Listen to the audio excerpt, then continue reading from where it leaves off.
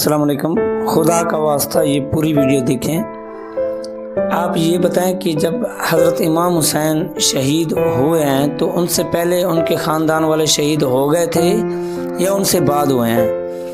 پہلے ہو گئے تھے تو پھر وہ جب شہید ہوئے ہیں تو وہ واویلا کر رہے تھے، وین کر رہے تھے، ماتم کر رہے تھے یا کیا کام کر رہے تھے؟ وہ واویلا یا وین یا ماتم نہیں کر رہے تھے، نماز سر بسجود تھے اور قرآن پڑھ رہے تھے، تو پھر ہمیں کیا سبق ملتا ہے کہ انہوں نے کیا ہمیں صبر شکر کا سبق دیا ہے اور نماز اور قرآن کا سبق دیا ہے یا ماتم کرنے کا سبق دیا ہے؟